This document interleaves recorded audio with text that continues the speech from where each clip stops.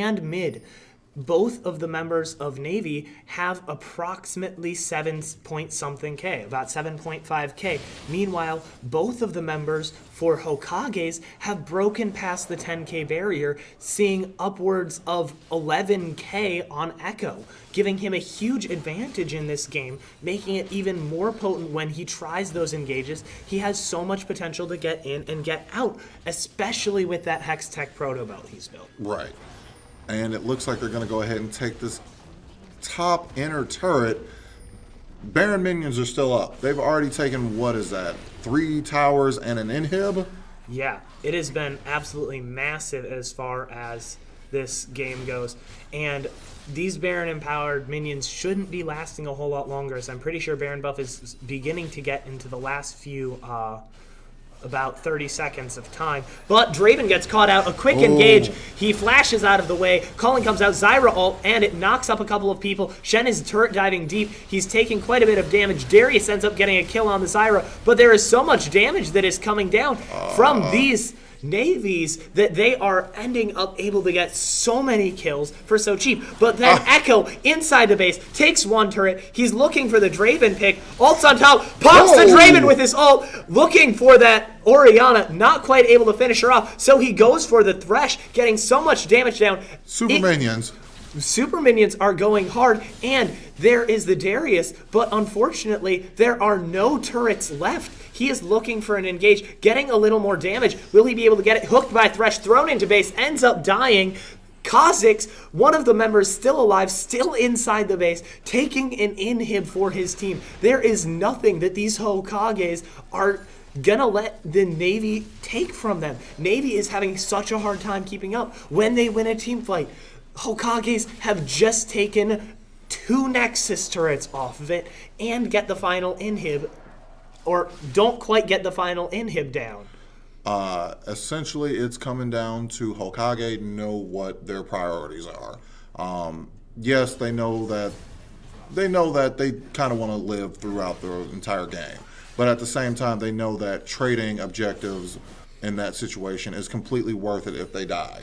Absolutely, because now there is literally no defense remaining for the Nexus. If they win a single fight, if they get a single pick, they know they can beat NAEVI. Yeah. Which means they could just, if NAEVI makes a simple mistake, Hokages can just walk into their base and win it. Right. At this point in time, it is NAEVI praying that Hokage manage to slip up before they do. Right. And in all honesty, that's not a good strategy right now, because it looks like Hokage have been on point in terms of everything that needs to be done to go ahead and finish up this game. The throws may be real, but in this game, I don't expect a throw to happen anytime soon. Yeah, we see some poke from Ori coming down, and it seems that there's definitely going to be a fight that's about to happen. Inhib is looking to be poked down. We see the Echo time bubble coming down, and it's not quite a good engage. Hecarim engaged, gets a couple of picks. Looks like Zyra has ult to the ground, gets a couple of people into the air for her team. It seems that Darius went in deep. Echo ults backwards, and it seems Hecarim going in, or Kha'Zix going in so deep, still managing to get picks. Hecarim trying to finish off that Kha'Zix, but he's not able to. Inhib falls, and Nexus is left alone on its own against 4 members of Hokage, who finish up this game very, very stylishly. All right, good game, Hokage. They pretty much knew what they were doing from the start of the game to the very end. They had a plan in place regardless of any situation. They lose a team fight, they take an objective.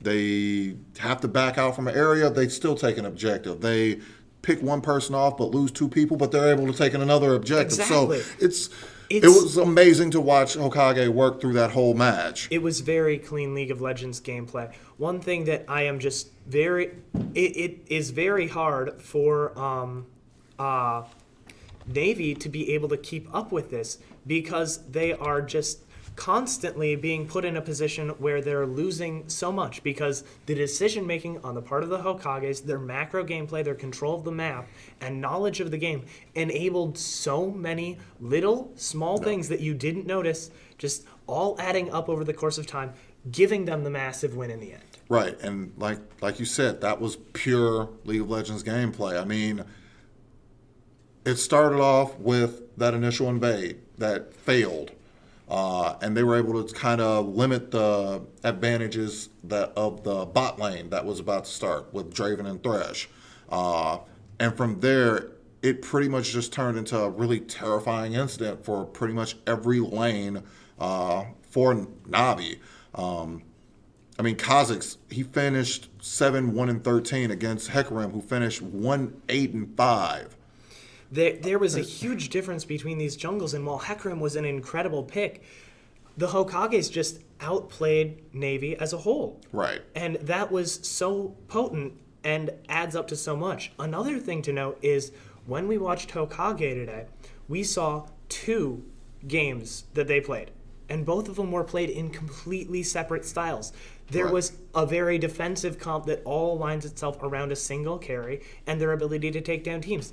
And then there was this comp which surrounds itself with the just focus on making sure every person on your team has the ability to do stuff to pick out the enemy. And whether they're playing surrounding a defensive comp around one person or an aggressive comp just trying to pick people out, we saw them play both these styles flawlessly today with amazing macro. And that means we are going to be seeing these guys later on tomorrow, as this is our last game of tonight. We will be back on at 9 a.m. fresh and ready to go with our next few. Is it going to be a quarterfinal or semifinal? It will be in the semifinals tomorrow morning. And then we will be hitting the third place match, seeing who gets that in the early afternoon. And then in the later evening, we will be seeing in a best of 5 who is the top team at this event. All right, so I'm going to say thank you all again for watching our stream today. We hope to see you again tomorrow. And hopefully it's been really exciting for you guys, because it's been really exciting for us as well. So with that being said, we will go ahead and sign off. Again, we hope to see you next time, and we hope you have a fantastic night.